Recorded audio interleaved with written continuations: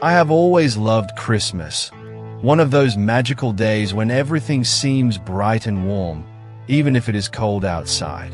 But Christmas 2008 destroyed that feeling forever. That night I was in a place I wish I had never set foot in.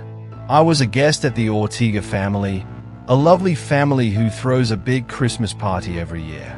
Their house was filled with colorful lights, a Christmas tree with colorful gifts under it, and the sound of laughter and joy filled the air. It was around 11 p.m. when someone knocked on the door. One of the guests opened the door. Standing behind the door was a man dressed as Santa Claus, holding a gift in his hand. Everyone thought he was a close friend of the family who wanted to surprise the party. But when he entered the house, the warm and cheerful atmosphere suddenly froze. He pulled a gun from under his red and white dress and started shooting without a moment's pause. Screams rang out.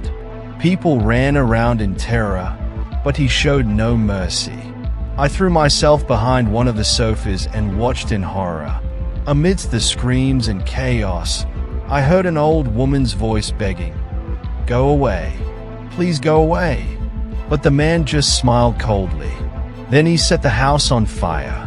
Flames rose and black smoke filled the air. I will never forget the moment I escaped through the window.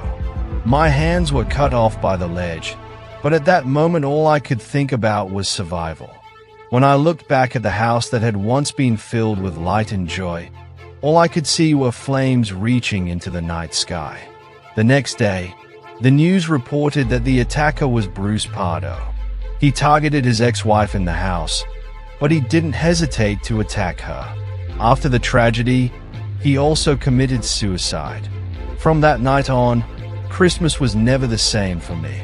Every year, when I see Santa Claus on the street, I feel my heart tremble. Because I know that behind those fake smiles lies a darkness that can turn a happy night into an unforgettable nightmare. I will never forget Christmas 1997. Everything was normal that night. The Christmas tree was sparkling by the fireplace, the smell of gingerbread was in the air, and I was excitedly thinking about what gifts would be waiting for me under the tree the next morning. But what I saw that night will haunt me forever. It was almost 11 p.m. My parents had gone to bed and I was still awake. I couldn't sleep, maybe from excitement, maybe from the strange feeling I had been having since the lights went out. I felt someone watching me. My blood froze in my veins as I walked to the window. Behind the window, in the cold winter air, stood a man.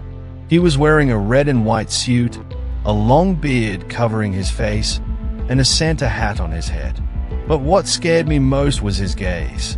He just stood there, staring at me. A few seconds passed. I couldn't move. My breathing became rapid. The man didn't move. He just stared at me. At that moment, my childish mind was telling me that maybe this was really Santa Claus, but my heart was telling me something else, something darker. Suddenly, he took a step forward. I let out a strangled scream and quickly pulled myself away from the window. I ran as fast as I could to my parents' room and shouted, "Santa Claus is outside the window." My father got up from the bed sleepily and frowned. "You're dreaming. Go to sleep." But when I insisted, he finally got out of bed with a growl and went to the window. But when he looked, no one was there. The yard was empty. There was fresh snow on the ground and no footprints. My mother said in a calm tone that I must be imagining things and that I should go to sleep. Despite my intense fear, I had no choice but to obey. But that night, I didn't close my eyes for a single moment. The next morning, my father checked the security camera footage to make sure. A few minutes later, his face turned pale.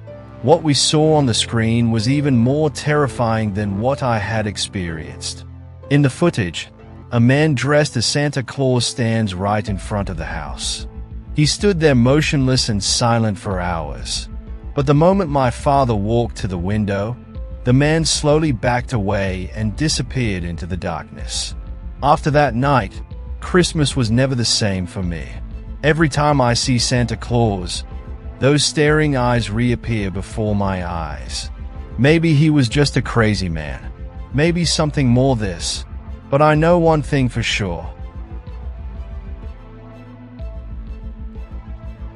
Christmas was always a happy night for our family. In 1987, as always, the house was decorated with colorful lights, the smell of hot cocoa hung in the air, and the Christmas tree stood in the corner of the living room with its glittering presents under it. But that night something happened that we will never forget for the rest of our lives. Everything was quiet. It was about 11 p.m., and after a long night of celebration and laughter, we were getting ready for bed. My brother, Tommy, was only 5 years old, and he had fallen asleep before anyone else. My mother had arranged his blanket, kissed him, and turned off the light. My parents and I went to our rooms. But in the middle of the night, when I got out of bed to get a drink, I noticed something strange. Tommy's door was open. Curious, I stepped forward and slowly peeked inside. His bed was empty. My breath caught in my chest. I turned on the light, but he wasn't there. My heart started pounding. I thought maybe he had gone to get a drink of water or to take a bath. I looked everywhere, but there was no sign of him. A little later, I woke my parents up. The search began. We looked in all the rooms, the closets, even under the beds, but there was no sign of Tommy. What was even stranger was that all the doors and windows were locked. How could he have gotten out? The air had become extremely heavy. My mother was sitting in a corner crying. My father had called the police, and I was looking around in horror. It was as if something was wrong in the house, something that could not be explained. And then, my father suddenly shouted, "He's there!" The voice was coming from the Christmas tree. When we ran and saw Tommy, we all gasped. He was sitting right under the Christmas tree. His eyes were wide open, but he wasn't moving.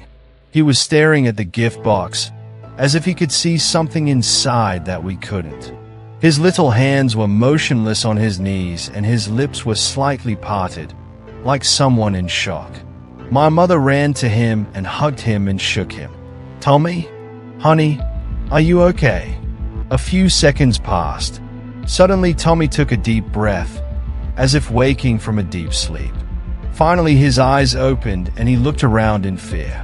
My father asked in a quiet voice, "Tommy, what happened? Where were you?" His lips were trembling.